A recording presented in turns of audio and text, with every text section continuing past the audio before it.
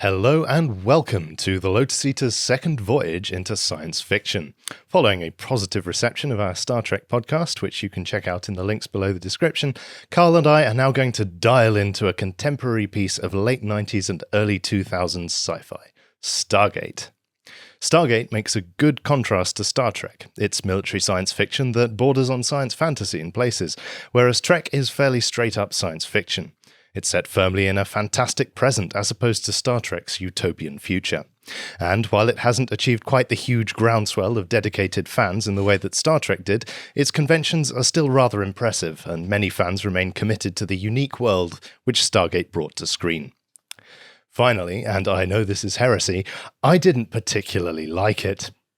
I've not seen every episode, and those I have seen have sadly failed to lure me down the rabbit hole in the way that Star Trek did. Carl, on the other hand, has seen the entire show. I have, yeah. And I enjoyed it. Indeed. So, this will be interesting. Yeah, so we're going to get into why I didn't like it and Carl did, for a start. Through doing my research for this podcast and talking to Carl beforehand, I have become strongly tempted to put Atlantis, at least, on my nostalgia binge list. So let's see if during this podcast I can be convinced that there was more value to this show than I first thought, and whether I've been missing out all along. We'll be talking about SG-1, military sci-fi, and Atlantis, and we'll save the discussions about universe for another day. So, let's get into it. Carl, is Stargate just American statist military propaganda? No. Why not? Because it's underpinned by a deep cynicism about the military, and the main characters, Jack particularly, and the guy with the glasses, his name eludes me at the moment for some reason. That would be Daniel Jackson. Daniel Jackson, that's right. Yes. They're both cynical about it for different ways. Daniel Jackson is not a military man. He's a scholar of some sort, and like an ancient historian, scholar. And Egyptologist. Egyptologist, that's right. And so it's been about a decade since I've seen it, so you have to give me some credit here. But he's not a military man. And Jack is one of those types of people who are kind of a natural rebel in what they do. And so he is not just on board with the military line. It's not like watching a Michael Bay movie. Okay. It's not like watching Top Gun. It is set within a military framework, of course, because there are intergalactic enemies out there that the human race must resist. And for some reason, this is being done in secret. I can't remember what the contrivance for that was, but either way, it's a small military project where they go through the Stargate and explore other distant galaxies and defeat Apophis and Baal and various other Middle Eastern gods, ancient Middle Eastern gods, who in the sort of Eric von Daniken mold, this is basically the sort of science fiction interpretation of Chariots of the Gods, where they're actually aliens. I have actually read that. Yes, I've read that too. Yeah, I really enjoyed it, but it's not true. Right. But this is a nice sort of pop culture interpretation of that, where it's actually and it's all got a kind of logical consistency to it as well. Thousands of years ago, what we call gods were actually aliens who visited and set up regimes on the planet, and they've been gone for a long time. We've evolved and technologically accomplished things to be able to challenge these gods, even though they are still way in advance of us. However, politically, they're still in this sort of ancient Egyptian mode of having sort of an absolute divine king, and then everyone being his slaves beneath him. So you're sort of saying that even though these other races are more technologically advanced, they're not as socially advanced. They're still in these sort of backward social structures, which we know from ancient history on Earth. Yes. And of course, the political advancements or changes, I don't know whether we call them advancements, that's assuming a lot, I think. But these social changes present a very interesting dichotomy. And so you get modern characters from very much like the sort of, early 2000s modern day, who are not cut of the same cloth, interacting with these characters. And it's interesting. It's interesting dynamics.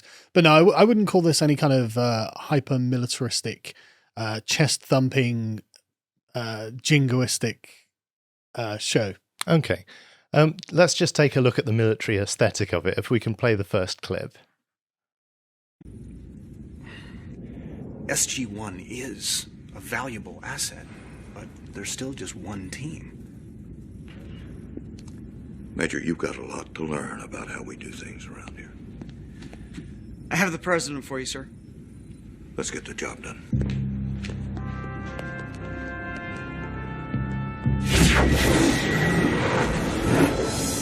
There you go. We have melt, telemetry, tactical is go, environmental is go. You've all been briefed on the mission by Colonel Makepeace. You know the enemy. You know the risks. What I'm trying to say is, I would rather not order you to do this. So I would like all of those willing to attempt the rescue of SG-1 to take one step.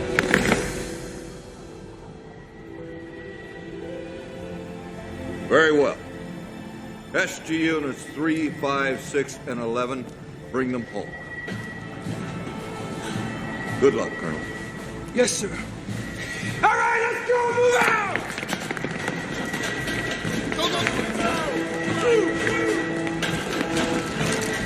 Now, apologies there for the slightly low quality, but I would say that's a pretty militaristic setup. You've got everyone wearing uniforms, combat gear, backpacks, everything. The hierarchy seems to be quite strongly in place. The heroic narratives, the music, everything seems reminiscent of an American military movie. It is, yeah. It is framed within the American military. So it has this aesthetic, and it's not repudiating it. It doesn't see there being anything morally improper about it.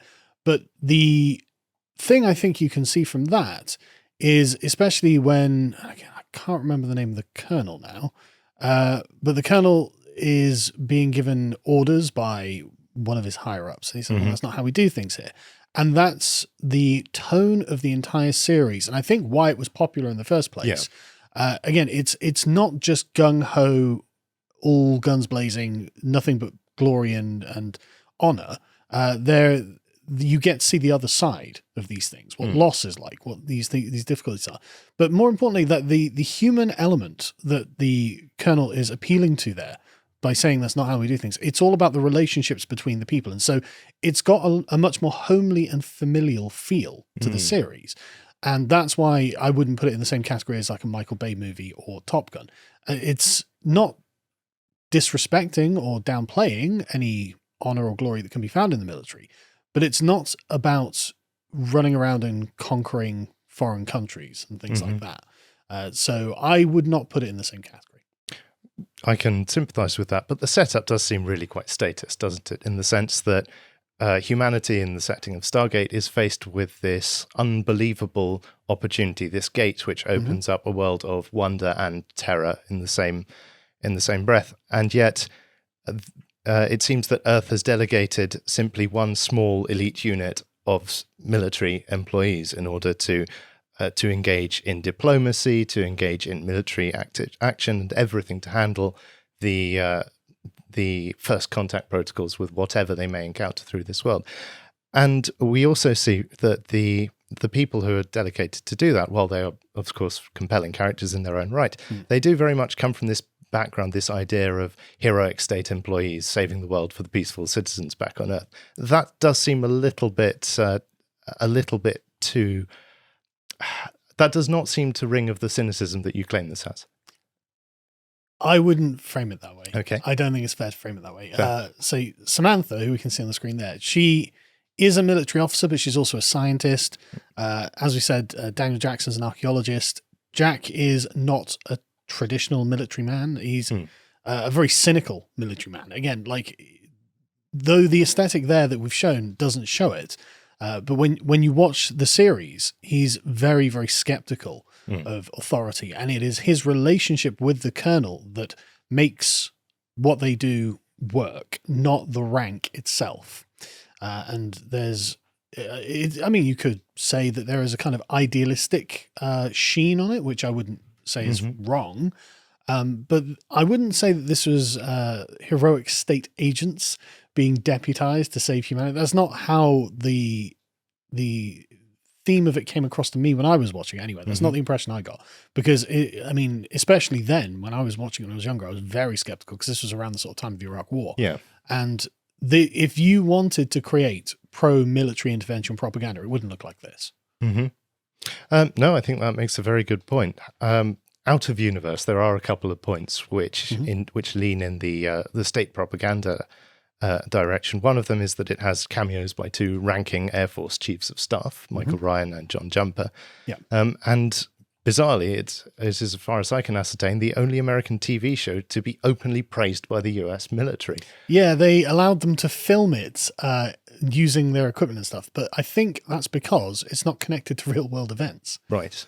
There are no foreign military powers on Earth that get involved. We're talking about Egyptian aliens. They're fighting on another planet through a Stargate. So yes, but I think that's because it's so divorced from any kind of real world context, despite being set in the modern day. And they make loads of, references to pop culture that was existing at the time.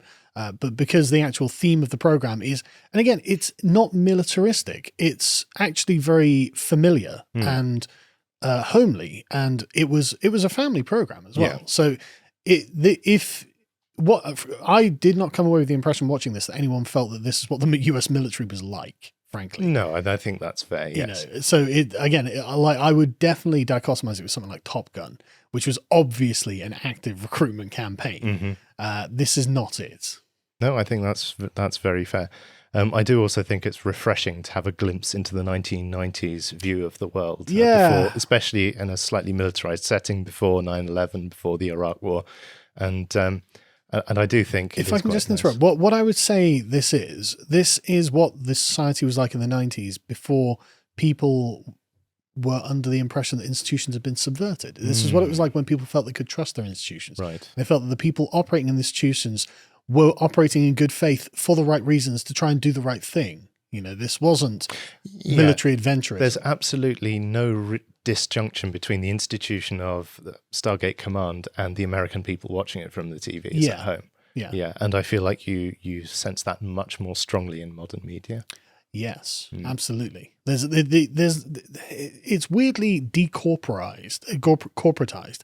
Like people speak in familiar ways, in the sort of ways you'd speak to your mother and father, and so and the relationships between the main characters as you go through the series, they build and develop, and they bring in new characters and alien characters get incorporated into it and stuff like this, and so you end up with a very different science and military science fiction production than you do in almost any other way, frankly. It's Star Trek feels more like military propaganda to me than this does. Really? Yes. I strongly disagree with that assertion. What makes you say that?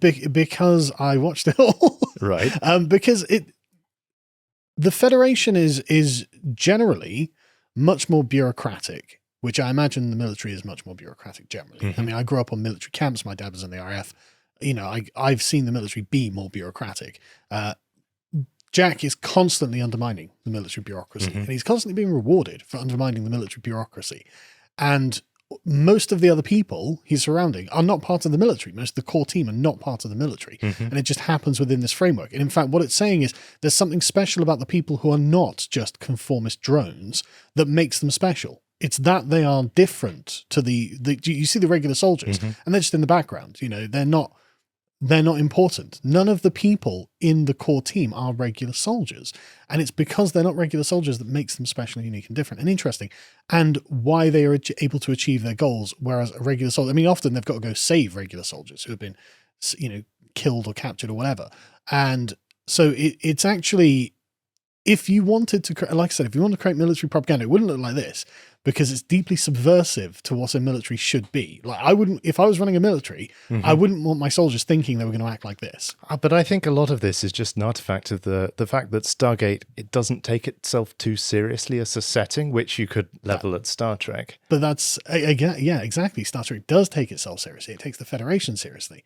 And again, it feels a lot more like anti-military propaganda to me, to be honest. Oh, I think that's putting it far too strongly. I would suspect that it's more that since it was aimed to be a family show, they de-emphasized the militaristic aspect of it to create a more homely cast. And I think there's also very much a soap element with these long-running American series where there is. In the golden age of broadcast TV, you watch an episode after work and you're just really hanging out with the characters and chilling. You're not necessarily deeply engaged in a dramatic production that's supposed to stimulate your noodle. So, one interesting point is that the violence in it is very tame, very, very tame. It's and remarkably rare for military expeditions. There are of course fight scenes and battles. And there's stuff. blood and things like that. I don't know if there is blood actually because it's family focused. I'm not sure if you actually see any proper blood. Pretty sure there's blood in some of the clips. There may well be some, but like it's not. Oh, it's not a bloody or it's gory not a show. war, Absolutely not. No. Thing. But it's set. These are sort of determined by the time slot, aren't they? Rather than absolutely the creative vision necessarily. But I think also as part of the creative vision, I don't think they wanted it to be like because it could have been a lot darker than it was. It wasn't really very dark.